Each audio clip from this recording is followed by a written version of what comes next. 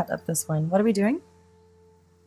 Go explore, find a music festival, and then we're gonna enjoy all that we can. What are we doing right now? What's that shiny thing on your arm? We're putting on little Are we putting on some bling? some foil bling. Some foil Party tattoos? bling, yes. Okay. I'm gonna cut up these. We're gonna like bling ourselves more. And we wrote some postcards. I just wrote this one to my mom. It's very touching. Can I read it to you? You can actually. I told Adam he had to write a postcard to his mom. I take credit for buying these postcards. Some of you subscribers on my 20 list are gonna have to wait another week. Dear Mom and Dad, today I celebrate 6 months of traveling. When I started this journey, I wasn't sure what to expect, but it's changed me in so many ways. I'm not sure how much long I'll be out here, but just know this is the happiest I've been since I was a little kid, and that I love you. Cute. Well done. Well, Mom and Dad, you'll get that soon from Adam. And he sends his love, and he's so happy that you put him on this earth to have this experience. There's jungle behind him.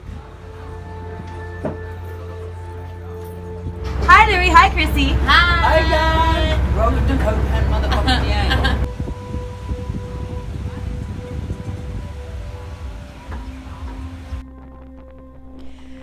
I suppose you're wondering what I'm doing back in Koh Phangan. After all, I was here only 2 months ago, and as a travel junkie hungry to see the world and terribly inexperienced with Asia, it must seem strange that I would return to the same little island when there are so many other places to see. But you see, Koh Phangan is special, and it's a secret kind of special. I say secret because most of the people who make their pilgrimage to the island do so for the famous full moon parties. The population of Koh Phangan triples in size over the full moon period, yet people seldom stay for much longer than their hangover, arriving only a day or two before the full moon and leaving soon after to explore the quiet islands nearby.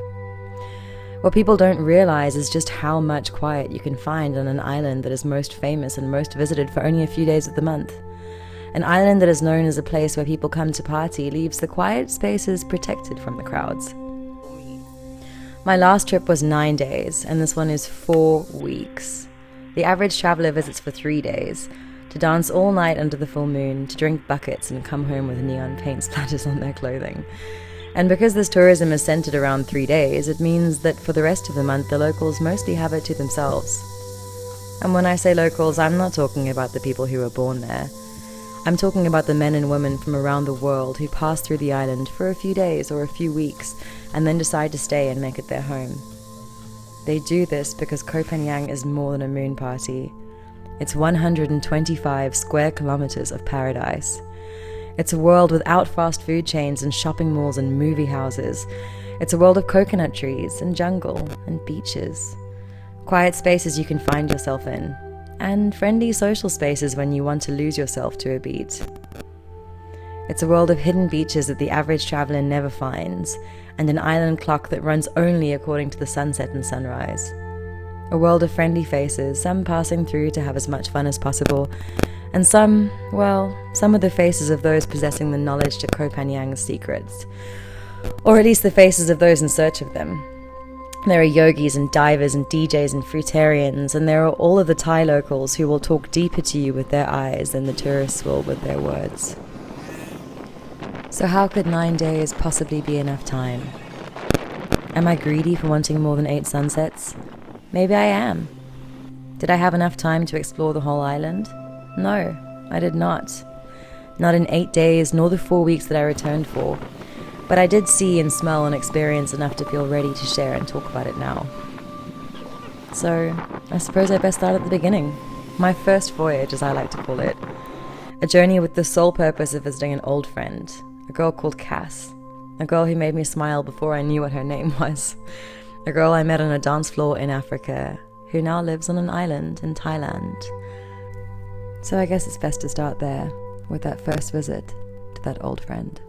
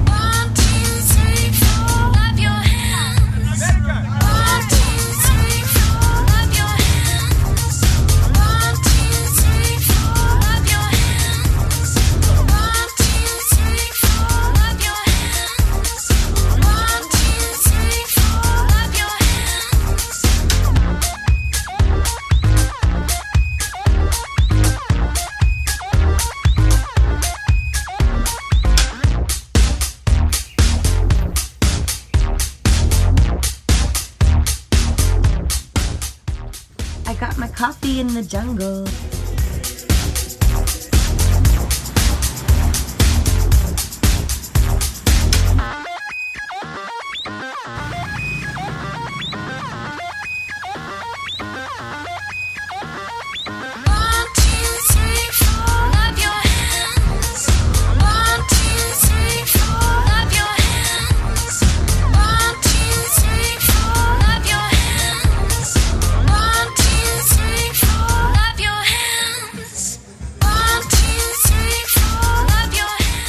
What kind of food are we eating? Everything. Everything. 50 bites. Say 50. You're holding him to every.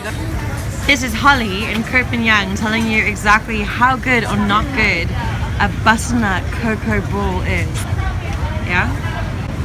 Looks pretty rich and decadent. Is it like crushed nuts, dates? Yeah, it's like crushed fruit. Coconut is good. Yeah, It's with like butternuts. I like it. Yeah. And so we left the market with full bellies and all of the typical travelling tourist attire. I woke up in an elephant vest and wanky travelling pants, which I will defend by telling you how comfortable they are. I spent the morning with Cass. She had a bit of time between her sunrise and midday shift at the dive school where she works. And over a cup of tea, we took the time to study the ants on her floor. She told me about the bridges they build and their nests high up in the trees. We marvelled at their strength carrying crumbs across the floor, and I felt so completely grateful to have nowhere to be, nothing to rush to have the time to take in the world around me and truly marvel at the small things. It's funny how television, advertising, our friends in busier places all influence our perspective of what is amazing or important or worth studying. It's a beautiful thing when you have the freedom to be truly present, the freedom to watch the ants walk by, and the good fortune to do it with a special friend. I think it's those quiet moments I love the most, when the change in breeze can move your heart the way music does. When you allow for the little things to become big things, there's a magic that can take you entirely by surprise. I left that balcony feeling more awake than I had in weeks. I treasured the breeze on my skin as I rode in the back of Cass's bike, and we shared lunch at Mingla Bar. Who would have thought you could put green tea leaves into a salad?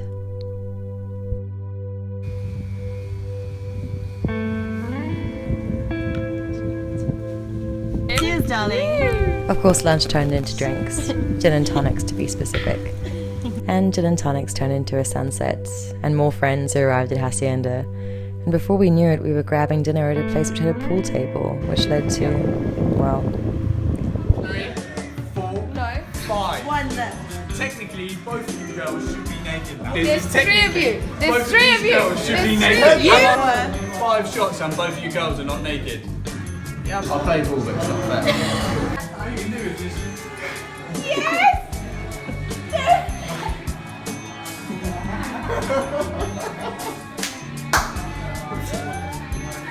Okay.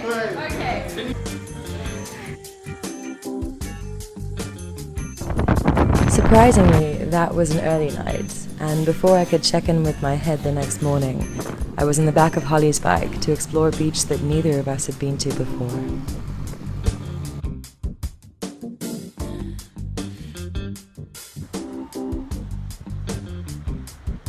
No, that's not product placement, I just really love gin. And then we were lured by a flyer. What do you think? I'm excited. So we made our way back to the Hacienda for sunset, which is where Holly lived and where Cass and Chris and a whole bunch of other wonderful people were playing. And then we went to Sandcastle, which I don't remember very much of, but I hear was a wonderful night.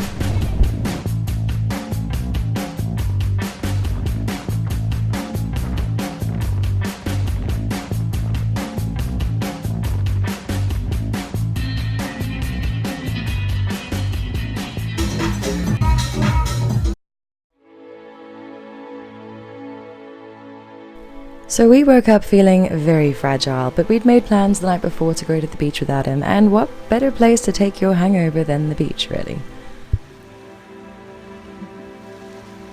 Say hi.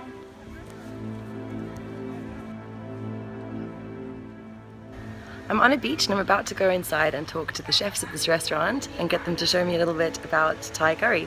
Yay! I learned a lot in that kitchen, but that's another video. Lunch was delicious. What are you doing? Crab spotting. What is crab spotting? There's these tiny little translucent crabs that live in the sand, and for the past 2 hours they've all been migrating to the left side of the island. Oh, the left side of the island. So I've been observing.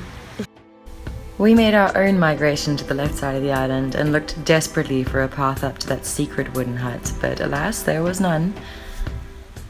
They have massive fights. I don't know what over. Have a look at the little balls that they make. A little baby. Are you enjoying your crab spotting?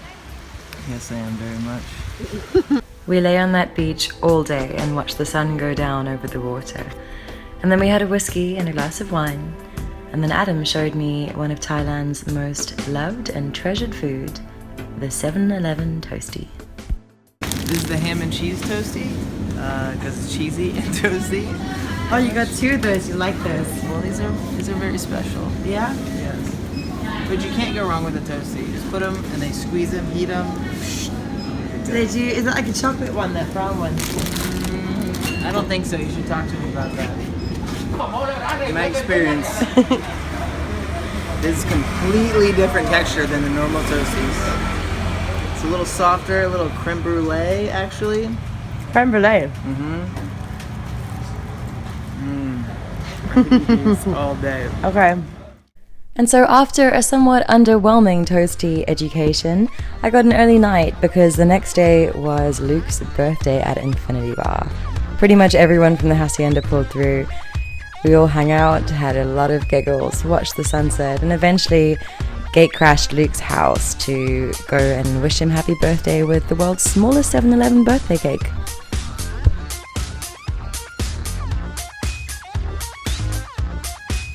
So Cass lives in a fruity jungle where falling coconuts prove somewhat problematic.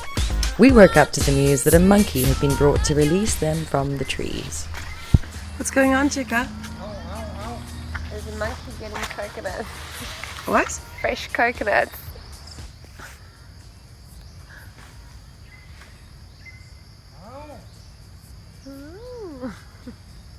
Turned out the monkeys. See, monkeys stole my fucking coconut. That's the worst. That man has a trained coconut picking monkey at the end of that rope.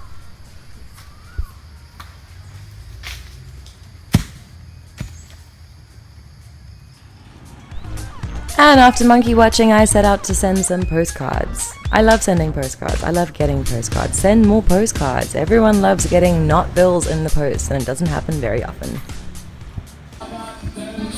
Back at the hacienda. Another day, another beach bar. Cass's office is right next to this bar, so it's pretty much become my local watering hole. And then, all too suddenly, my week came to an end, and it was time to find Mr. Kim, the travel agent, to book a ferry to the airport. That afternoon, I drank beers in the pier with Chris, who was going back to Australia. There was so much emotion in that farewell. Everyone on that pier had a life so far from Thailand, that with reflection, I became overcome with gratitude to know I wasn't going far at all. I had a plane to catch to Singapore and a shoot waiting for me, not a full-time job on the other side of the world. I had come to Koh Phangan not expecting to return, but after a week I knew it was something I would be returning to. Steve Jobs famously said, "You can't connect the dots looking forward, you can only connect them looking backwards." My mother took me to Africa where I met Cass, and Cass took me to Thailand where I now knew I would return. I hope to take Cass somewhere, but I can't connect the dots looking forward, right Steve? For our last sunset together we went to Top Rock. Neither of us had been before, which just goes to show you that you can live on an island for 3 years and still find new places to explore.